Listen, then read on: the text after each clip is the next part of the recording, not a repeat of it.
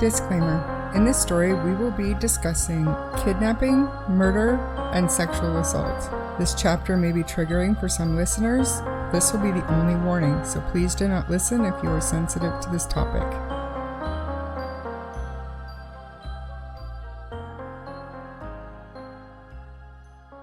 Well, I should start by saying I'm back. What's up? Yay! I've been singing to myself, and it's been a while since I have called. I think that's why. I guess I just wanted to also add in that we didn't have in the disclaimer that, trial is still kind of Oh, actually not even trial, investigation is still going on for this one. So, nobody's guilty yet, but there is somebody who has been charged. And I'm mostly going to be talking about this case because of some weird stuff going on, and the community seems pretty pissed off. Just that things are being handled the way that they are. That seems to be very common right now in true crime cases. But right now, I believe how they're feeling is that it is racially motivated, which is honestly again, that does obviously happen, but it seems like it's being covered up a little bit. Who knows in what way it's being covered up? Some people think a specific news channel is somehow involved. And then, of course, they also think maybe an officer or something like that is interesting involved somehow. I have no idea what case this is, so yeah, and we'll get into that a little bit more in a second. But I think we wanted to take a moment to talk about our Buy Me a Coffee, right? Yeah, just some of the little tweaks and changes that we've come up with, and not a new direction that we're going, but just some additives. Yeah. We're adding. We're growing. We're so grateful for everybody who's already subscribed. Thank you guys so much. But it's a forever growing thing for us. And if we can continue to get more listeners, more subscribers, that allows us to upgrade our equipment and do all the things that we want to do one day. So the link, I think, will be in the show notes. Yeah. So I guess what it is, the website is actually called Buy Me a Coffee. But when you get on there, you can choose if people are buying you a coffee or a beer or whatever. We've chosen to buy us a book. So, and they're strictly donations. So you can subscribe to that site monthly if you want to, but just a one-off donation, $5, $10. I think the lowest is $3. But anyways, you can click on the link and go there and donate. We're actually trying to raise enough money to buy some new equipment and stuff to keep growing our podcast. And then there's also going to be a Patreon. Yeah. For some bonus content and fantastic ideas that Bree's come up with. Yeah. And we're back to deliver it all. Luckily, Shar kept the boat afloat while I was gone.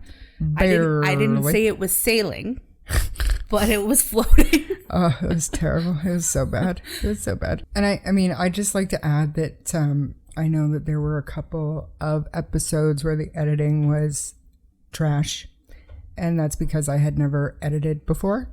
So, and that is because trashy is what trash does. And every story that I've written it to have Bree here to talk about with as I'm going through the information. So to me, it all came out very dry and very boring because there should have been a second person reacting to it. But as it was, I did my best. The editing didn't work out so good for me. So a couple of the cases, we're going to do a revisit on them. Recap. I didn't listen to those episodes. I'm not going to lie. I didn't listen to them because I didn't have time. I was so busy.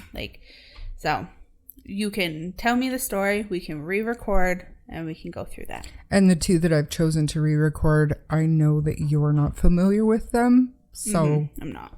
It'll be good. It'll be fun. It'll be perfect. So, getting into it, this story is, it's a book that's going to be kept open and going, even after today's episode.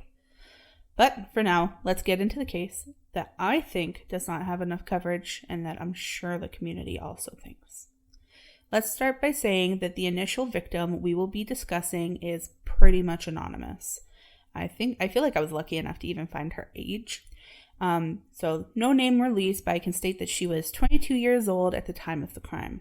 Not 100% sure, but by looking at the community posts on Facebook from people in the area, it does appear that the victim would have been African American, and we will get more into that after. But that's not confirmed. It's just, it really is seeming like maybe these victims were being racially targeted. Oh. Yeah. Okay. Maybe. Are we talking about a potential serial killer here? We are, technically, yeah. Okay. From what the community thinks. For sure. Interesting. Okay. So, on the morning of Friday, October 6th, a woman, who was reportedly a nurse, opened the door to a screaming and desperate girl. The woman lived in the Excelsior Springs neighborhood in Missouri and heard the girl screaming for help outside. When she let the girl inside, she was shocked, obviously, at her attire and state. The girl told her that she had been held captive since September. So, again, that was the morning of October 6th, so about a month. The nurse called 911 right away. The victim had been kidnapped from Kansas City in September. Oh. Are you aware of this one? Kind of? Yes. Yes. Of this particular story, yes. And I heard rumblings of possible others, and I haven't heard anything since. So, okay. I'm on board. I got you. Okay. So when police arrived, they found the 22-year-old woman wearing latex lingerie, is what some people are reporting that is. Some people are saying it was more of like a trash bag. And a metal collar around her neck with a padlock. The woman also had duct tape around her neck. Probable cause documents show she told officers that a man by the name of Timothy picked her up on Prospect at the beginning of September. Now, I would like to add that Timothy has a son, so some people are kind of thinking that, do you remember that Criminal Minds episode where that man uses his little boy to capture women and then makes that woman like serve them and stuff? They're relating this case to that. They think that Criminal Minds, like this guy maybe had that idea. Oh, really? Like to you, because he has a young son. So they're wondering if maybe that he used his son to get these women to agree to, get in his truck or whatever. And Gary Ridgway, the Green River Killer, did the same thing. He would show prostitutes pictures of his son, or show his ID, and on the flip side was a picture of his son to kind of gain their trust to get them into the truck, even though there was a known serial killer hunting. Yeah. So she also said that this Timothy kept her in a small room in the basement that he had built. This part is starting to give me Castile vibes. Ariel Castile. Oh, Castro. Yeah. Kidnapped those girls, had the rooms, yeah. Blah, blah, blah, blah. Also, though, given a little bit of you vibes. Joe. Room in the basement built. Totally. So creepy. So who knows where this guy got his ideas from. So he built that room. She said she had been restrained with handcuffs on her wrists and ankles. Neighbors did notice the ligature marks. Police noted them as well. Police also said, she had obvious signs of having been just restrained in general, but also wounds to her back, which she did say that she had been whipped and raped while she was held captive. So horrible. Ugh. She also said she managed to break free from Timothy when he left to take his young son to school. This woman was taken to the hospital for treatment, obviously. While in the ambulance on the way to the hospital to be treated for all of those injuries, the woman pointed to a home the ambulance drove by, saying that was where she was held against her will. She pointed at the home that was later identified as belonging to Timothy.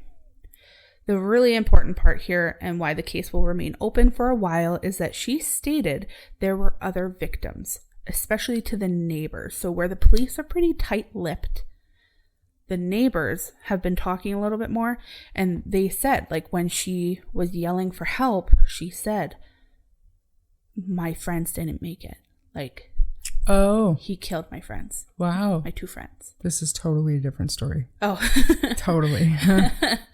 But again, like, this woman has been completely silent, and police aren't saying that they have, they're saying that these are practically rumors. They're like, we haven't found anything that confirms that. But the neighbors are like, she said that. That's what she fucking said. I will say that a body does show up that is pretty suspicious. So something does feel off. Like, if they're not willing to say that they're investigating to try and see if, like, there were other women involved, but then this thing that I'm going to get into happened, like, it's like, dude, it's not making y'all look good at all. So the neighbors who helped the woman by calling 911 and sheltering her until police arrived did tell news stations that she had obvious injuries and was terrified. Sierra Tharp specifically said that her grandmother gave the woman food and a blanket and brought her inside of Tharp's home. According to court documents, first responders had to remove the padlock from the metal collar because it was actually, like, restricting her breathing. So, like, it was that tight. Wow. When investigators searched the home where Timothy lived, they say they found a room in the basement consistent with what the woman had described. Law enforcement brought a cadaver dog to the property, but have not released any results of the canine search or, honestly, any of the other searchings that they did for, like, a long time. They must have tore that place up. During the investigation, crews boarded up windows and put a fence around the home. Investigators by that point had already executed, like, a normal search warrant at the property for several days. So why did they board up the, like, home after already searching for a couple of days? Yeah. It makes me wonder if the people in the community were, you know, wanting to look or take things under their own. Probably. People will go into, I mean, it's sick and disturbing, but they want to go and see crime scenes and stuff for themselves, right? Yeah, and I think that there's a lot of community members in this one who are, like, from what they're saying, is they have been talking about a possible serial killer for a while, but they're feeling like the police are saying, well, there's no missing people reported. So report missing people, and then maybe we can look into it. Gotcha. But who knows? Neighbors previously said they are concerned about the possibility of other victims due to those comments that the victim who escaped made. So the police are examining evidence recovered from the home to investigate if other crimes were committed, obviously. According to an application for a search warrant, investigators asked the court to seize a 10 by 10 by 16 inch safe and its contents. Any evidence related to illegal sexual acts and felonious restraint. I'm guessing this is where they found, like, ropes, restraints, whips. Interesting. But that's what they were looking for anyway. They were also looking for any other weapons. Which is... He made a whole basement, so, like, a huge container to lock shit down. Like, look at, like, Rex Hewerman, the Long Island serial killer. He's the guy that they arrested, and I know you're not... familiar. You're not familiar, which blows my mind. But anyways, we did an episode on that one. When they were doing the search of his house, they found a room in the basement. He had over, like, 200 guns down there behind a locked door, and people were calling it, like, a soundproof room. But the police said it wasn't a soundproof room. It was just a large safe with 200 guns in there. Oh.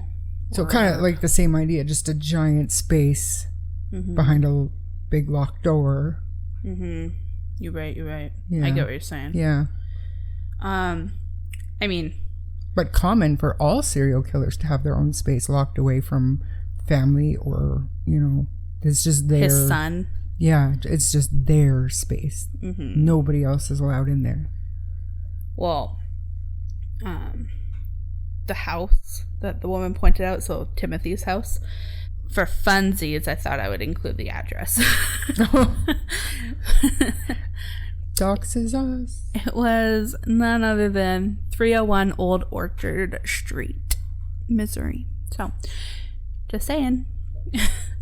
Don't go there. Don't go around there. You're definitely not promoting visiting 301. No, I'm saying Orchard. Don't go to 301. Duh. Police noted in charging documents that officers set up at the house waiting for the suspect to return after, obviously, taking the victim to the hospital. About an hour after the initial 911 call was placed, Timothy pulled up in a gray Dodge Ram pickup. Officers conducted a felony traffic stop. Timothy was taken into custody on an unrelated animal control violation. The details of that violation have yet to be released, but they are just part of a past, criminal record, I guess. Charges / whatever. They used any excuse that they could to pick him up. Okay, yeah. That's the way I see it. Okay. Police were seen on video from the news chopper 9 going through trash bags outside the home for evidence. And police did say on that scene, before they completely started, shutting their mouths, that, quote, she made mention of other victims, but there are no signs of them at this time that we have found. So they also confirmed that this woman was saying there were other people. Weird. Right.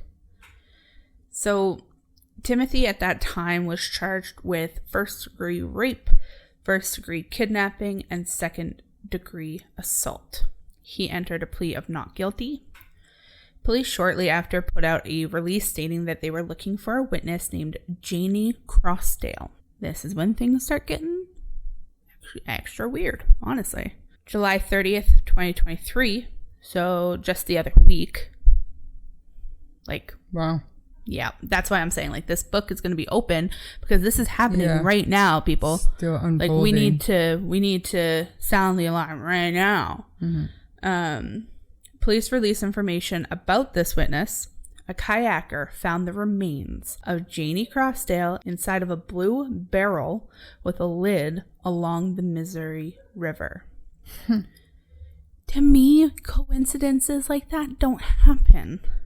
The more I look into different true crime cases, the more I realize that, they do, but it still doesn't take away from how suspicious it is and how police should be connecting those dots. What I think is that maybe this is one of the friends that this woman states was her friend. Mm-hmm. Maybe she didn't even know her before they were both being kept in the basement or whatever.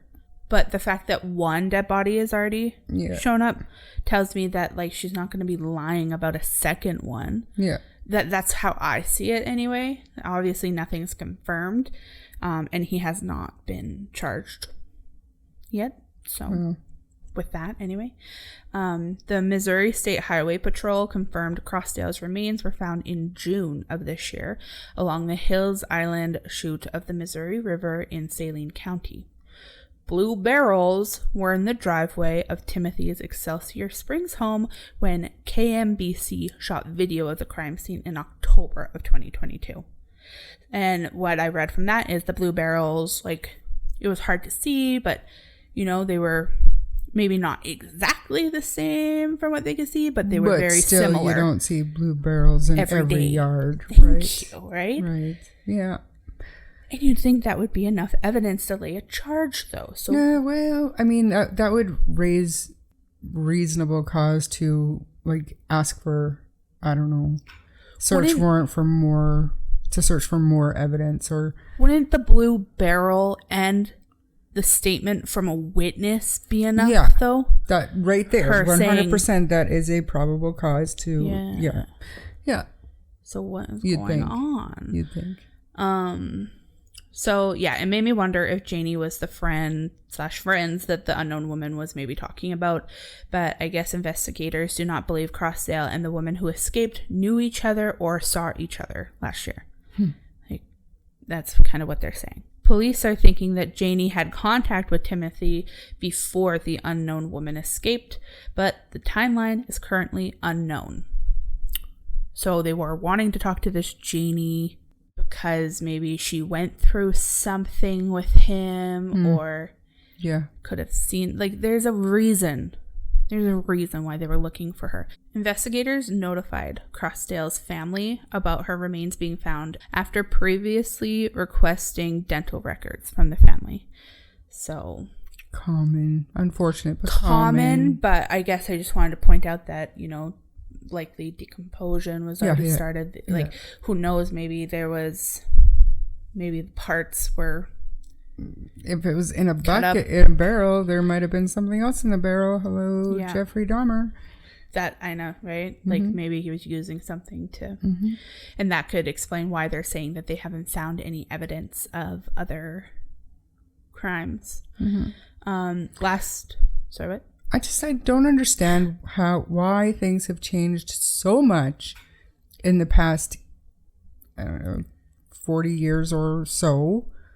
Whereas news outlets, even police, could not wait to get details out to the public to help them solve the case. Like, I remember, and everybody probably remembers watching news clips of them taking barrels out of Jeffrey Dahmer's apartment. And during that news clip, we found out that they were body parts of numerous men that were in that muriatic acid inside his apartment. Like, we knew that he had body parts in his freezer. You know what I mean?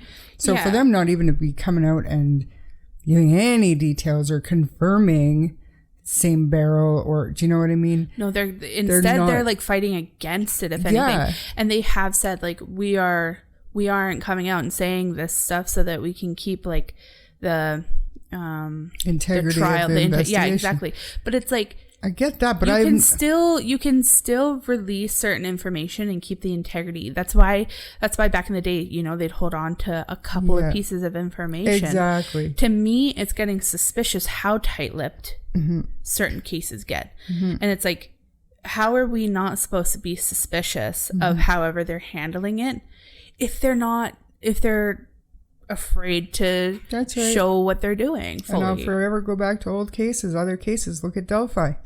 Had they not have been as tight-lipped, they would have figured out that they missed that tip 2 weeks in. Yeah. Those families wouldn't have had to go through hell, and still are going through hell for over 6 years now. Yeah. Had they just released more information, they would have found out about Rick Allen's tip a lot sooner. I will put some fucking onus on Rick's family as well. Oh, 100%. Because you look at that bridge video now 100%. and you're not telling me that you haven't fucking seen that, and you're in that area 100%. and you know that your husband or whatever has that coat and that body shape and everything and walks that bridge. Like, get real. And my opinion on them has changed recently because of her comment at his last hearing.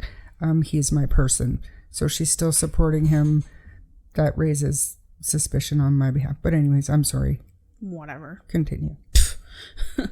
So last week, the Clay County Prosecutor's Office filed a motion to increase Timothy's bond on the existing case, saying on or about July 30th, 2023, the Clay County Prosecutor's Office was provided details of an ongoing investigation which impact the present case and cause greater concern for the safety of the community than had previously been addressed.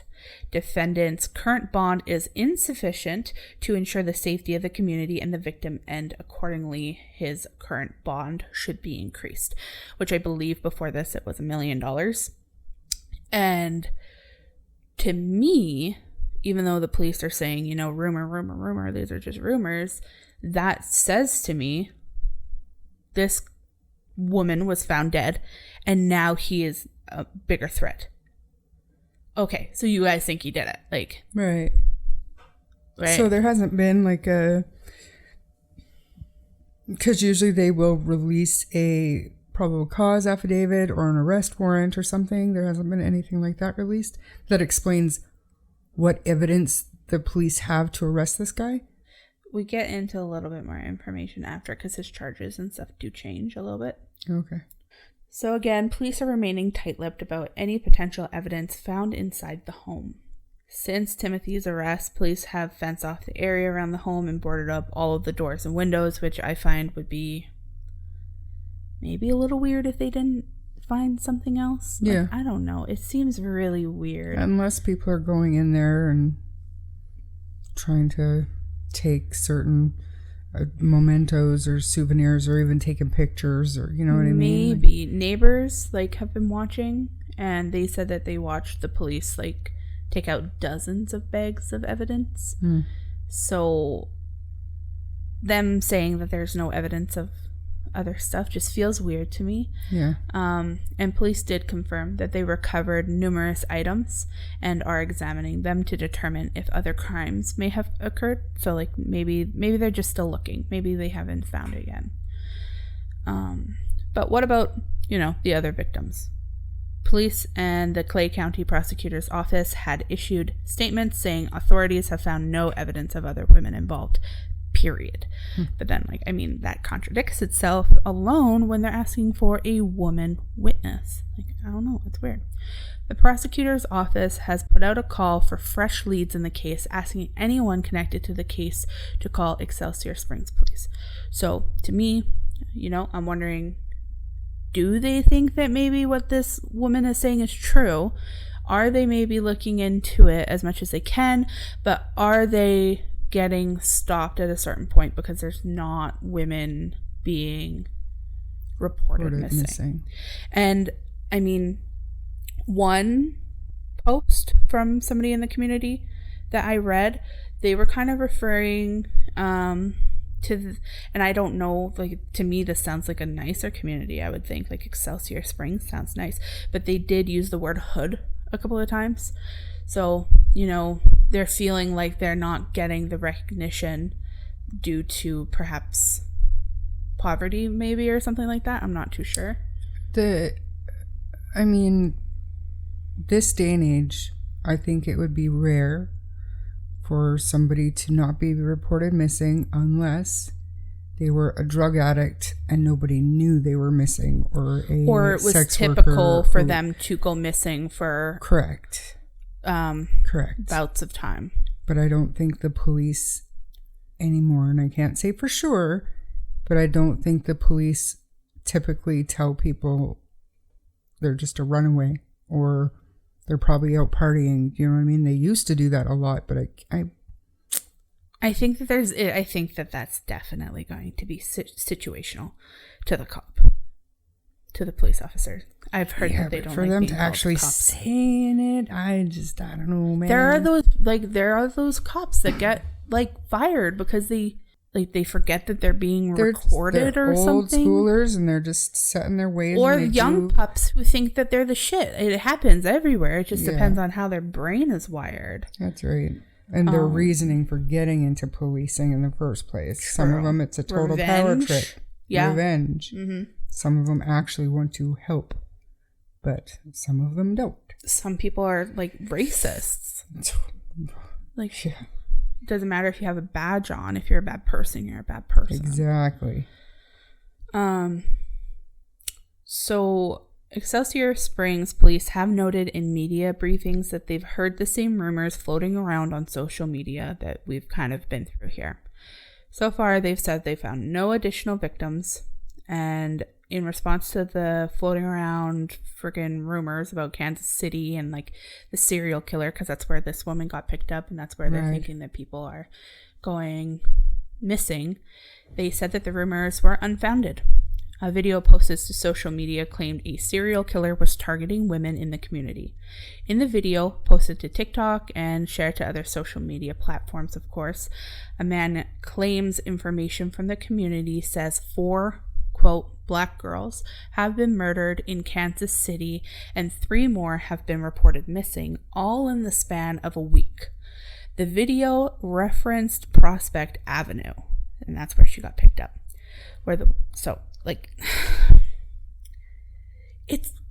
It's too much of a coincidence to me. Yeah. That's where this comes in. It's okay, it could just be some random person making a video and being a crazy pants, but too much of a coincidence to me. I know that coincidence has happened and it can get shocking, you know, Kagan Klein and the fucking Delphi. Like, I know that can happen and stuff, but I think it's just very important sometimes to listen to the community when they have things to say. The Long Island serial killer, there's the Go-Go 4, but there's 11 bodies in total that were found on that Holy crap. Yeah, but he's only charged with 3, soon to be 4, and there are a lot of people out there who believe that was a different killer who did the other 9 or 8 or whatever it is. I'm just saying, coincidences happen. They're very unlikely. I think I'm on your page with this one. It's a little weird. It's unlikely. It's unlikely. It's weird. Yeah. This is just a quote from police regarding the rumors and kind of the social media. I don't even want to say attack because there's not enough people to call it an attack. Like, this is like barely anybody posting and trying to bring like attention to this. They said, "We are aware of the social media posts circulating regarding the murder of 4 women in Kansas City, Missouri in the past week at the hands of a serial killer, and the report of 3 additional women missing. We want to make the public aware this claim is completely unfounded and there is no basis to support this rumor." So, and that was from law enforcement. Yeah. To me, it's like, are you guys just trying not to like... And I think there is something, maybe an unwritten policy or an unknown policy, that they're always going to try to downplay the possibility of there being a serial killer, because when you say serial killer, now you have panic. But you have... And false leads. And who everybody thinks that, like, did these things. Like, I feel like the panic wouldn't be there as much because they would feel like they have him behind bars. Mm-hmm. At this point, I feel like they don't want to release or charge him with any murder charges or anything like that because they don't want the attention. I feel like they're going to wait till the last second. If they don't have enough evidence, then they could lose it all. Yeah. Right? He could walk free if they charge him prematurely if they don't have the evidence. Most media truly does like get shined upon when it's like, oh, a murder, or, you know, like those girls that were kidnapped by Castile. Oh, Ariel Castro. They all got their own books. Yeah. They were all on Dr. Phil. Yeah. It blasted out, so maybe they're Amanda Berry and girl DeJesus and Michelle Knight. Yeah, I have all the books. Yeah. Here. But yeah, I don't know what's going on. Whatever. In response to members of the community pointing out parallels between the 2 stories, a KCPD spokesperson said in an email that the Kansas City Police Department bases its investigation on reports made to the police department. And they said, "There have been no reports made to our department of missing persons, more specifically women, missing from Prospect Avenue in Kansas City, Missouri." That's very specific. Mm-hmm. In order to begin a missing persons investigation, someone would need to file a report with our department identifying the missing party. That's what we've been kind of talking about. Like, that's what they're saying. They're like, well, report them so that we can look into it. Yeah. Excelsior Springs Police said in a more recent news release that detectives have checked the law enforcement agencies in the Kansas City area, and they've found no current missing persons reports that correspond with the evidence in this investigation. So perhaps that means that they're doing their due diligence. Like, I don't know if they checked. It sounds a little bit suspicious to me that they don't have any missing people in Kansas City. Right? There's missing people everywhere. I call bullshit on that one. There is barking. Like, who exactly, what criteria are they looking for to match that evidence, quote unquote evidence, right? And there are missing people in Kansas City. And you're telling me this was the only girl missing from Kansas City? Or what I would like to know is, was she reported missing in Kansas City? Or who's handling the missing reports? And who's deciding what evidence? Like, what criteria are you measuring it up to? Yeah. Because this person is white and maybe blonde or isn't a drug addict or not a sex worker. You know what I mean? Like, where's the bigotry? Yeah. Something is happening there for sure. And that's what like people are worried about in the community. They're saying if this was young adult white women going missing, like they'd sound the alarms and they'd have the FBI and but right now they're feeling like there's nothing going on. So yeah, no, they're ticked off about how police and news are handling this.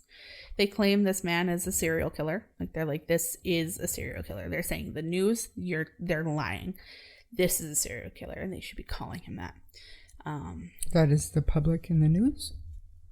Versus the news. Oh, the public is saying it to the news stations. They're like, stop calling him a kidnapper. He's a serial killer. Right. And again, media was probably instructed by law enforcement to not use that because it incites panic and false leads. And attention. And attention, yeah. I don't know. It's weird. They even go as far as claiming that police and or news are involved further somehow. So again, that's where it comes in, where some people think that maybe there's a cop or something involved, or actually one person went as far as, and I'm not saying I agree with this.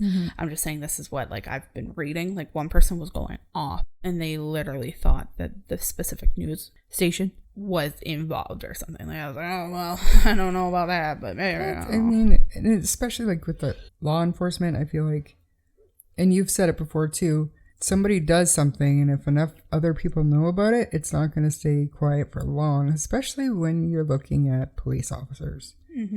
Are we going to say that the entire police force in Kansas City is corrupt to the point where they wouldn't out their brother who happens to be a serial killer? Do you know what I'm saying? I don't buy that. I don't. So what don't we know? Right? About this. The biggest missing piece is what authorities found inside that house. We don't know. I feel like that would kind of point towards if there were other victims even. Like, how much clothes did they find? I wonder if we can pull up this, the search warrant affidavit. Like, not what they found, but what they went in looking for.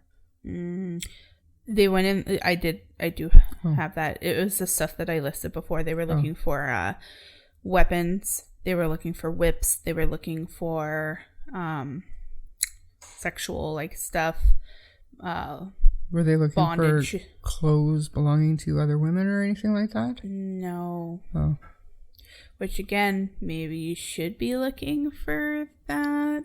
Evidence of other crimes other than what he's been told you guys that. And not just that, when you find an offender that's all clearly violent and sexually motivated like that, you should be wondering if there's... And he has a basement set up like that. And this is just the first woman ever that he's ever taken.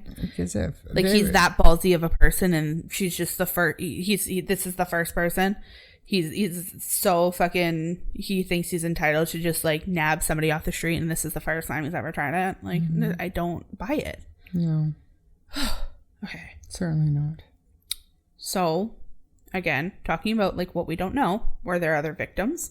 The woman told neighbors about others. She told the police. Like, it's weird. The victim said Haslett picked her up off Prospect Avenue in September. She would have been missing for several weeks if that were the case. Was a missing person report ever filed related to her disappearance? Police haven't said. That is the weirdest part to me. And they say that there are no other missing persons reports that would correspond with evidence in this case. And to me, that says, okay, if she never had a missing persons report, how could you possibly go off of missing persons reports?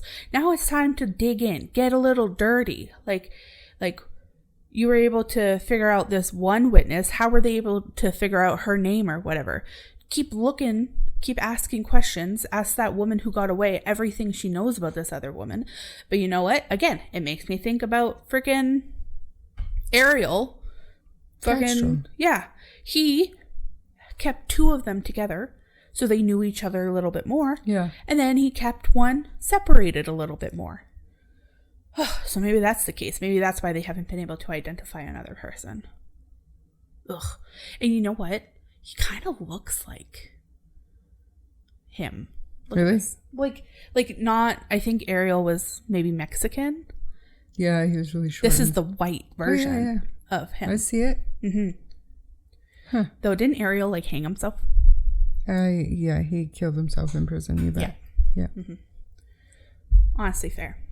So, now, Timothy's charges have been replaced with the new 9-count indictment, which were handed down by a Clay County grand jury. So, 1 count of first-degree rape, 4 counts of first-degree sodomy, 1 count of first-degree kidnapping, 2 counts of second-degree assault, and 1 count of first-degree endangering the welfare of a child, his son. And that, apparently there was like guns or something like that left out, so that would make sense. Yeah. Something else that I read that I found was pretty insane was that Timothy had a public defender appointed in the case, and a Clay County judge declined to reduce his $500,000 bond for the original 3 charges. So I thought it was $1 million, it was $500,000, and they were trying to reduce even from that. Like, are you crazy? Wow. Timothy tried to downplay the initial charges against him as serious but nothing more than allegations in a Jackson County custody battle with his ex-wife regarding the couple's child, meaning he was trying to still keep his child even though he was being charged with such horrible things. Wow.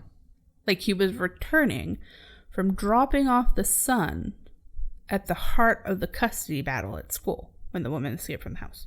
Yeah, that's not, he probably thought having the kid and those responsibilities would be a really good cover for what he wanted to do and ended up doing. I wonder if he will kill himself, just like Haslett. A lot of them do. You know, well, a lot of them try. Get this. Police were called to his house 3 times in the year before his October 2022 arrest. Twice for welfare checks initiated by family or his employer even, and once for an animal control violation. The animal control violation that he ended up getting arrested for so that they could question him. Wow. And obviously search his home and everything like that. So perhaps he has suicidal thoughts. Welfare checks from family twice in a year? Yeah. Most people don't even consider that once in a lifetime. You know what I mean? It's a little weird.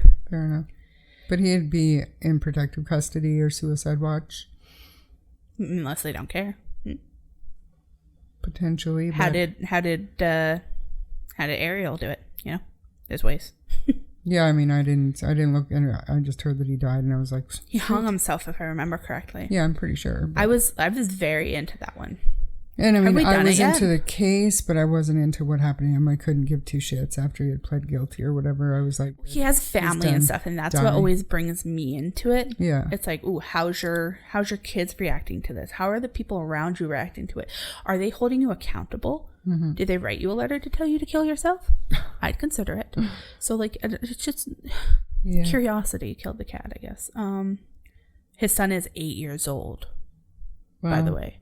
Traumatized. Young little boy. Life. Hopefully he never seen any of it. Hopefully this guy was a fucking magician. But they all grow up to find out, right? Dude, the next story that I'm doing literally is like that. And like, I was considering doing it as my like comeback story because it's just so crazy to me. Wow. And I can't believe you haven't heard of Lily Peters.